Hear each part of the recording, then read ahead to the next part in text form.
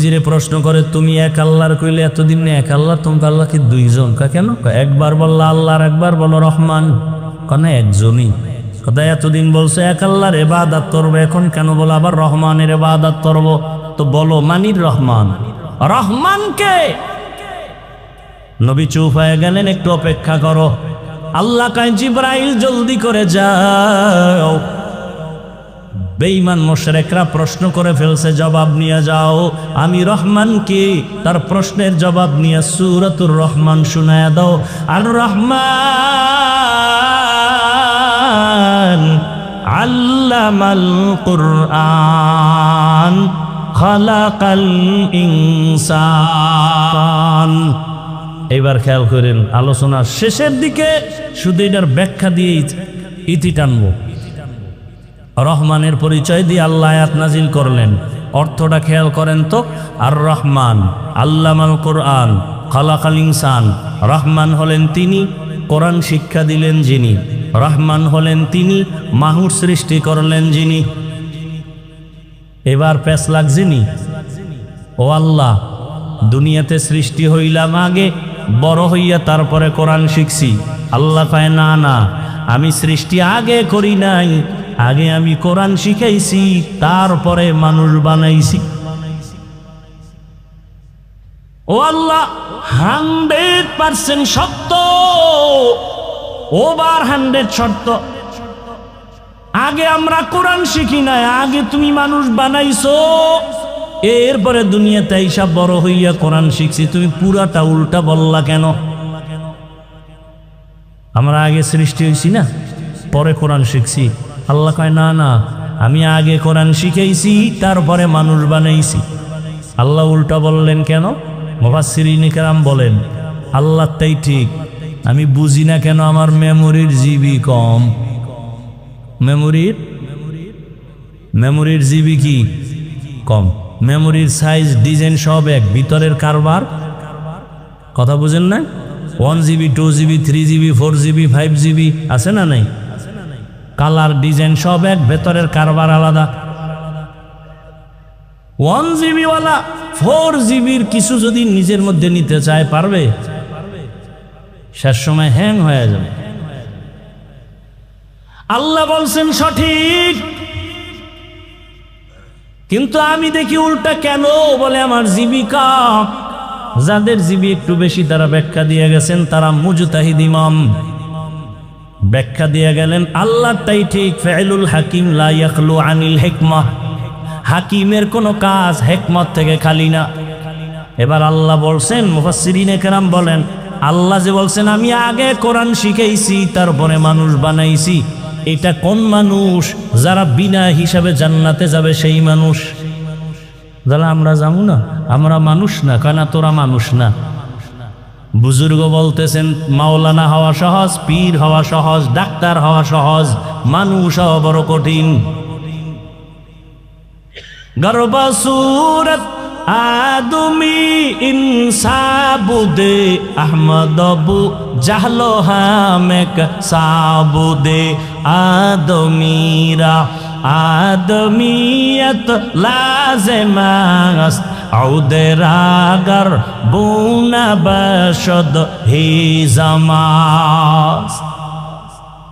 মানুষ বড় কি? বড়ই কঠিন। আরে তুমি বাঘরে ভয় পাইতেছ, আর যারা আসল মানুষ এদেরকে বাঘে ভয় করে।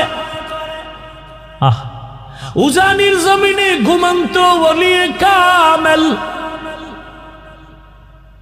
নোয়াখালীর জমিনে বাবায় টাকার বালিশ বানাইয়া ঘুমায়, আর সে বাবার টাকা বাদ দিয়া উজানির কারি ইব্রাহিম চলে গেলেন দেওবন্দ লেখাপড়া করার জন্য ভারতে।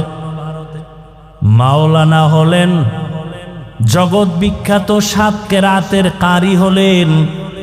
বাইতুল্লাহে লেখাপড়া শেষ করে গঙ্গুহি দরবারে গেলেন, তাওয়াজ্জু নিলেন, সবক নিলেন, খেলাফতের জিম্মাদারি পেলেন।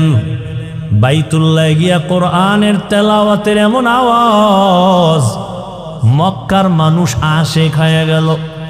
ইমামতিতে তারে রেখে দিলেন। এক পর্যায়ে সৌদির মেয়ে তার হাতে বিয়া দিলেন, শর্ত মেয়েটাকে বাংলাদেশে নেওয়া যাবে না। রশিদ আহমদ গাঙ্গুহি চিঠি লেখলেন, এই ইব্রাহিম, বাংলাদেশে যাইয়া কালেমার খেদমত করো। এবার জিগায় বিবি, আমি তো যাব, চিঠি আসছে, তুমি কি করবা? আমিও যাব। অনুমতি নিয়ে চলে আসলেন। আর নোয়াখালী না, চাঁদপুর জেলা কচুয়া থানার উজানি এলাকায় হিন্দুদের মালিকানায় বিশাল জমিন জঙ্গল খরিদ করলেন। খরিদ করিয়া ওই জঙ্গল পরিচ্ছন্ন করার জন্য ভেতরে ঢুকে দেখে একটা সুন্দর গম্বুজ দেখা যায়। গম্বুজের ভেতরে একটা বাঘ তার বাচ্চাকে দুধ পান করায়। কারি ইব্রাহিম কয়, রে বাঘ বনিয়াদ মারছে, তুমি তোমার গন্তব্যে চলে যাও। কুমিল্লা জেলার মধ্যে একটা থানা আছে, লালমাই থানা। ওই লালমাই একটা পাহাড় আছে, লালমাই পাহাড়। বাঘ ইব্রাহিমের কথা শুই না বাচ্চা কাঁধের মধ্যে নিয়ে লালমাই পাহাড়ে চলে গেল। তুমি বাঘরে ডরাও, আর আসল মানুষ যারা এদেরকে বাঘে ডরায়, ব্যবধান আছে না নাই?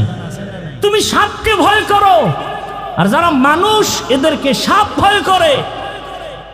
তুমি টাকাওয়ালা অস্ত্রধারীকে ভয় করো, আর যারা খাঁটি মানুষ এদেরকে সব সন্ত্রাসীরা ভয় করে। তুমি বলবে, প্রশ্ন করো, বাঘ বাচ্চা কাঁদে নিয়ে গেল, ইব্রাহিমের কথা হইল। কাছে থাকলে কানে ধরে জিগিতাম, হইল কিনে দিগা। তবে পারলাম না, তবে বুঝায় গেলাম। শুনো, গ্রাম এলাকায় গরু দিয়া হাল চাষ করেনি? করে। কারা? সব মেট্রিক পাস। বলেন, সমাজের একেবারে দুর্বল মানুষ, অশিক্ষিত মানুষ, মূর্খ মানুষ, চাষি, তাই তো? সত্য কথা স্বীকার করেন। এই যে একজন দুর্বল মূর্খ চাষি গরু নিয়ে হাল চাষ করে, যখন গরুরে বলে গরু দাঁড়া, দাঁড়ায়নি। বলেন বলেন, গরুরে যদি বলে ডাইনে যা, যায়নি, বামে যা, যায়নি। ওই যে শুরুতে বলছিলাম দেখতে নারী।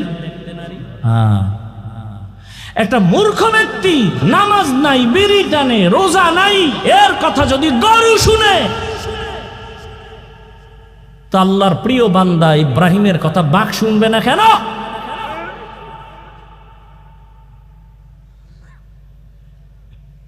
লোকমা দিও না, কপাল পুড়বে, সাবধান। লোকমা দিতে গিয়ে বেদবি করো না, খবরদার। একটু আগে না বলছি, ওলিয়া উলিয়া যারা মানে না, আল্লাহ দুই দলের সাথে যুদ্ধের ঘোষণা দিয়েছেন। দুই দল, আল্লাহ নিজে যুদ্ধ করবেন। কতটা ভয়ঙ্কর কথা! দুই দলের সাথে। এক দল কোরআনে আছে, আর এক দলের কথা বুখারীতে আছে। কোরআনের বর্ণিত দল, যার সাথে আল্লাহ নিজে যুদ্ধ করবেন, ওই দল সুদখোরের দল। আর বুখারী শরীফে আছে, আল্লাহ নিজে যুদ্ধ করবেন ওই দলের সাথে যারা ওলিয়া উলিয়ার সাথে দুশ্মনী করে। বুখারী হাদিসে কুদসি। আল্লাহ হেদায়াত দান করো। ভাইরা আমার,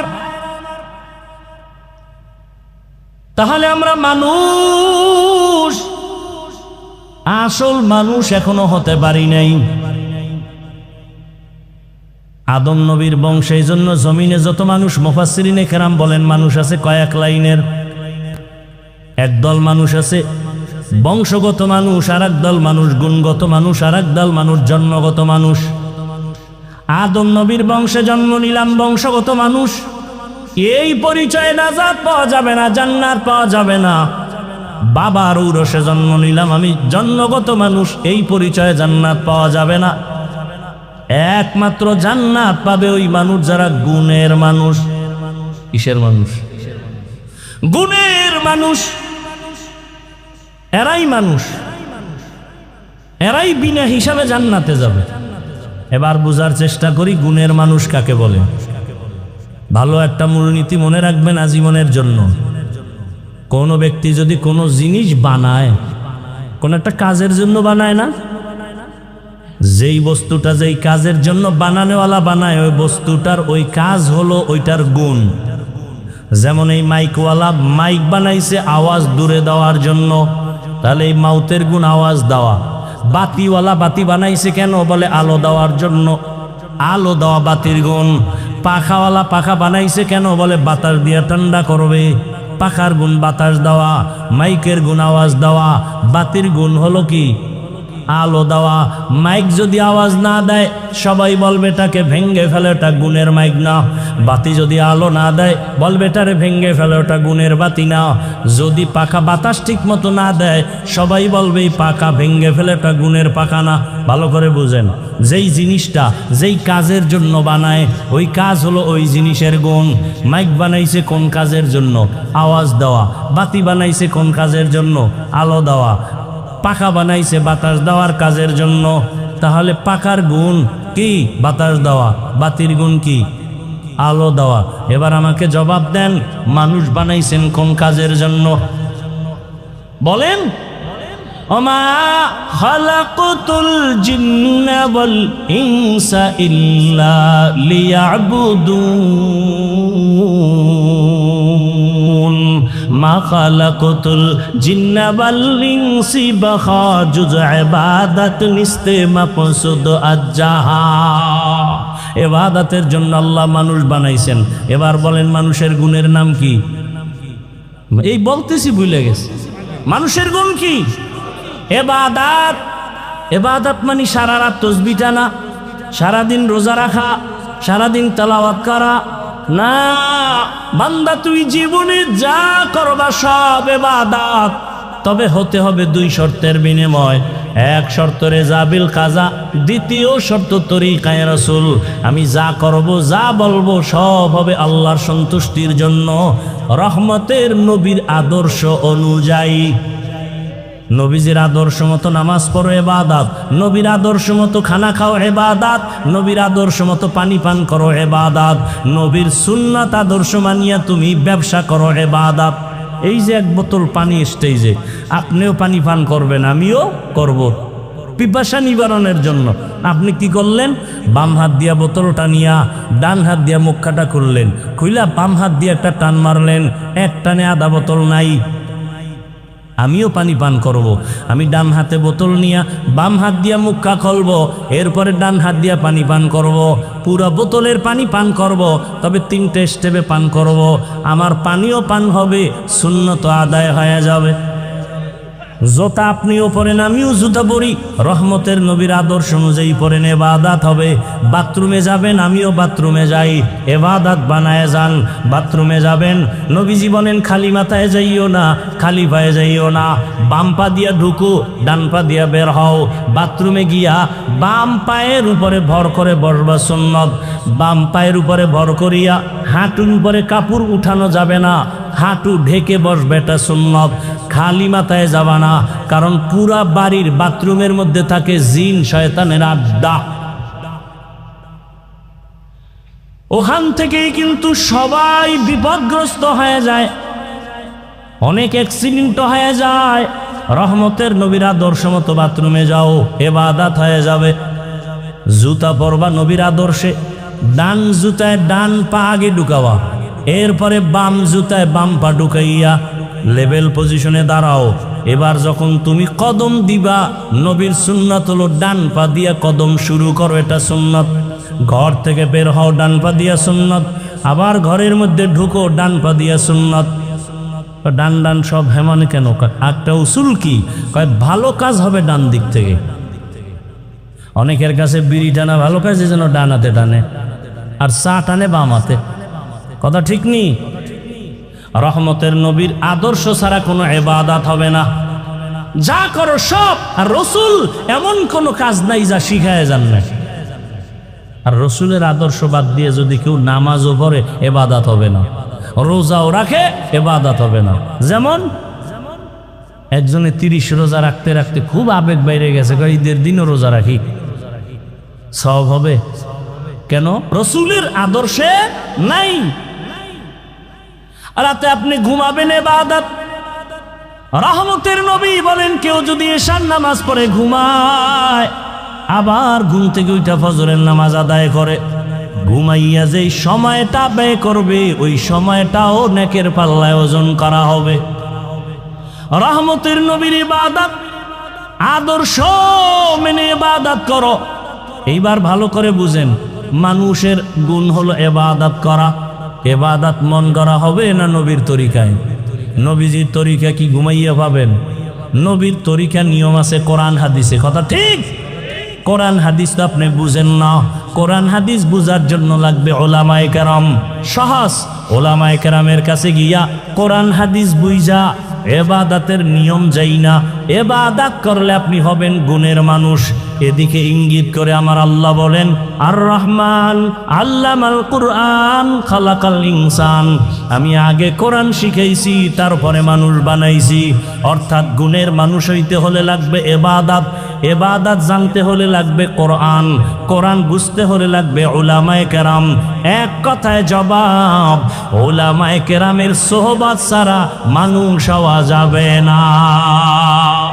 আউলিয়ারা কারে উকবা ইখতিয়ার, জাহেলারা কারে দুনিয়া ইখতিয়ার।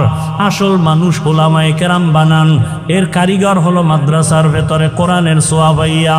ও আমার যুবক বাবারা, তার মানে এটা না যে মাদ্রাসা ছাড়া আর কোনো পড়ার গতি নাই। আমি যে এতক্ষণ বয়ান করলাম, জীবনে কোনো দিন বলি নাই আরে ভাই সবাই আমার মতো পাস করলি লাগাও। আমি কওমি মাদ্রাসায় পড়েছি, তুমিও কওমিতে যাও, একবারও বলি নাই। স্কুলে পড়ো বন্ধ করো, তাও বলি নাই।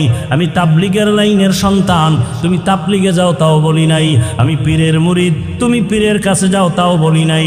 বরং আমি জেনারেল লাইনের আমার কলিজার যুবকদের বলে যাই, ও বরগুনা জেলার যুবক বাবারা, কলিজা ভরে দোয়া করে গেলাম, এখানে হাজারো বান্দার দোয়া কবুল হবে। তুমি স্কুলে পড়ো, দোয়া করে গেলাম, স্কুল ছাড়িও না। কলেজে পড়ো, কলেজ ছাড়িও না। তুমি ডাক্তার হও, ইঞ্জিনিয়ার হও, প্রফেসর হও, সাংবাদিক হও, ওকিল হও, এসপিডিসি ওসি হও, তুমি একজন এমপি মন্ত্রী হও, তবে দাবি আমার বাবা বেয়াদব হইও না। বলবা হাফিজ ভাই এতক্ষণ বয়ান করলেন, ডাক্তার হব ধন্যবাদ, ইঞ্জিনিয়ার হব ধন্যবাদ, বেয়াদব হব না, তার মানেটা কি? তার মানে হলো তিনটা জায়গায় বেয়াদবি করবা না। খোদার কসম, যদি বেয়াদবি করো মরার আগে পঙ্গু হয়ে যাবা। এক নম্বরে মা বাবার সাথে বেয়াদবি করবা না, জীবন ধ্বংস হয়ে যাবে। দুই, শিক্ষকের সাথে বেয়াদবি করবা না, জীবন ধ্বংস হয়ে যাবে। তিন, ওলামায়ে কেরাম মুরব্বির সাথে বেয়াদবি করবা না। ভালো করে শুনে রে যুবক, আমি হাফিজুর রহমান, এই চেয়ারে বসার খোদার কসম কোনো যোগ্যতা নাই। আমার মা বাবার চোখের পানি আর আমার মুরব্বীদের দোয়া। তবে বয়ান যে করতেছে, আমার আম্মা আমারে ধরে ধরে বয়ান শিখান নাই, আমার আব্বা জান আমাকে জীবনে বয়ান শিখান নাই।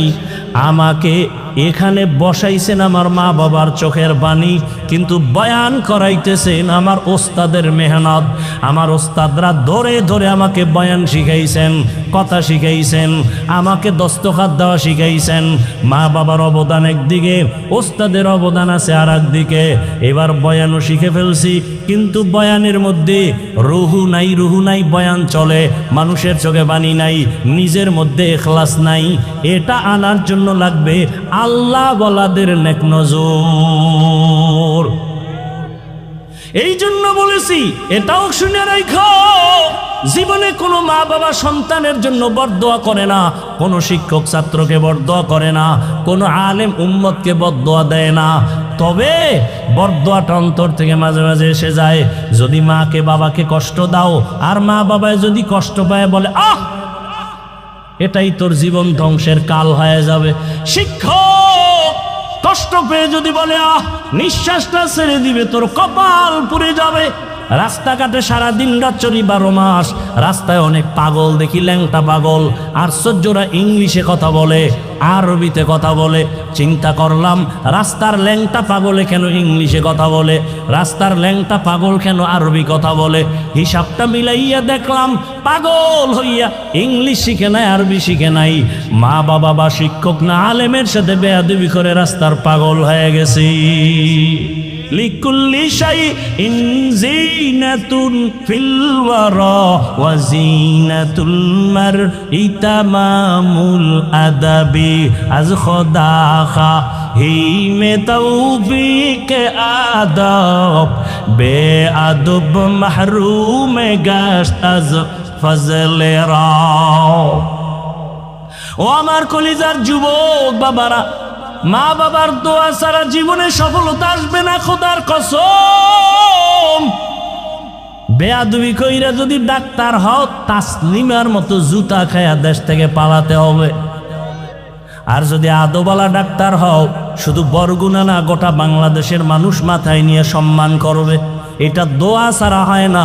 জীবনে তোমার তিনটা জায়গার দোয়া জীবনের খুব পুঁজি সফলতার: মা বাবার দোয়া, শিক্ষকের দোয়া, উলামায়ে কেরামের দোয়া।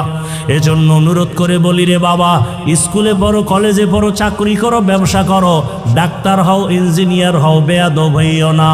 ও যুবক বাবা, এবার বাস্তবে একটু উদাহরণটা দেই।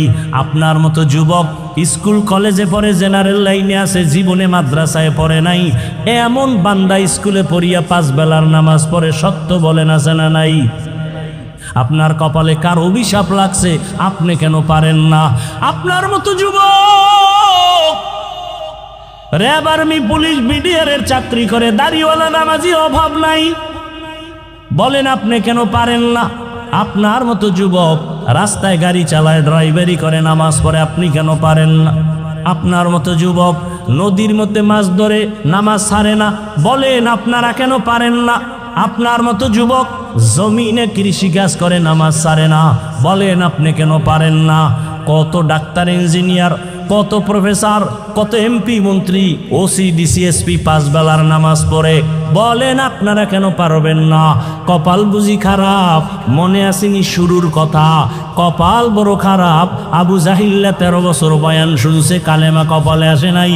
আর ওমরের মতো বান্দা নবীকে জবাই করতে গিয়া 27 বছরের সময় কালেমাওয়ালা মুসলমান হয়ে গেল। এত দাম আল্লাহ ওমরের বাড়ায় দিলেন। আল্লাহ তাআলা ওমরের কথার সাথে একমত হইয়া কোরআনের ভেতরে আল্লাহ আলাদা আয়াত পর্যন্ত নাজিল করেছেন। ওমরের দাম কত যে আল্লাহ ওমরের কথায় খুশি হইয়া আলাদা কোরআনে আয়াত নাজিল করছেন। কিন্তু আশ্চর্য কথা হলো, সেই ওমরকে সোনার বাংলায় দাঁড়াইয়া ভণ্ড বেদাতি বলার মতো বেয়াদব আছে। বাংলাদেশের জমিনে দাঁড়াইয়া কে বলতেছে হযরত ওমর বেদাতি, ভণ্ড? আমি সেদিন ঢাকায় বলেছি, ওমরের যারা বেদাতি বলবে, আমি বলবো 14 গোষ্ঠী সব ভণ্ড। কে সেই ওমর? আল্লাহ খুশি হইয়া আয়াত নাজিল করেছেন। রহমতের নবী বলেন, আকাশের দিকে তাকাইয়া যেমনি ভাবে অগণিত তারকা দেখতেছো, আমার ওমরের আমলটাও কিন্তু এরকম অগণিত তারকার মতো। এত পরিমাণ ওমরের আল্লাহর নবী ভালোবাসছেন। এর নবীর উম্মতের দল। ওমর যখন 27 বছরে তরবারি নিয়ে আসছে নবীর কাছে, তখন নবী বাইরে যায় না, গোপনে কালেমার কথা, গোপনে নামাজ আদায় করেন। মাত্র 39 জন মুসলমান পুরুষ, 11 জন মহিলা মুসলমান, মাত্র এই কয়েকজনে গোপনে গোপনে কালেমা পড়ে। আবার বাইরে পাহারাদার নিযুক্ত করছে, যাও কোনো দুশ্মন নিয়ে এসে আবার হামলা করে। আরে নবী তো নবী, কথা বললেই তো কবুল। সেই নবী পাহারাদার রাখছে বাইরে, দুশ্মন এসে না যেন হামলা করে। কিন্তু 40তম মুসলমান ওমর কালেমা পইরেই তরবারি নিয়ে দাঁড়ায়, বলেন নবী আর গোপনে কোনো কথা হবে না, ওপেনে বের হয়ে যান, কালেমার দাওয়াত চলবে। হাতিমে কাবায় দাঁড়াইয়া একটা হুঙ্কার দিয়া কয়, এই মুশরিকেরা আয়, মুহাম্মদের বিরুদ্ধে একটা কথা বলবি, মুহাম্মদের প্রয়োজন নাই, আমার ওমরের সামনে দাঁড়ায় যাও, তরবারি রেডি আছি। ওমর আসা মাত্র কালেমার দাওয়াত ওপেনে শুরু হয়ে গেল। আল্লাহ ওমরের উপরে এতটা খুশি যে আল্লাহ এক জায়গায় না একাধিক জায়গায় আয়াত নাজিল করছেন। বাইতুল্লাহ তওয়াফ করেন নবীজি, সাথে সাহাবা, ওমর সহ বাইতুল্লাহর তওয়াফ 7টা চক্কর শেষ। এবার নিয়ম হলো বাইতুল্লাহর 7 চক্কর দিয়া 2 রাকাত নামাজ পড়া লাগবে, ওয়াজিব নামাজ, তাওয়াফের নামাজ। নবীজি বলেন নামাজটা কোথায় শুরু করব? পরামর্শ দেন। একজনে বলেন ইয়া রাসূলুল্লাহ বাইতুল্লাহর দরজা বরাবর নামাজ 2 রাকাত পড়েন। কেউ বলে জমজম কূপের কিনারায় পড়েন। ওমর বলতেছে নবী আমার মত হলো ওই যে মাকাম ইব্রাহিম পাথরের উপরে দাঁড়াইয়া ইব্রাহিম নবী বাইতুল্লাহ নির্মাণ করেছেন, ওটার পিছনে নামাজ পড়ি।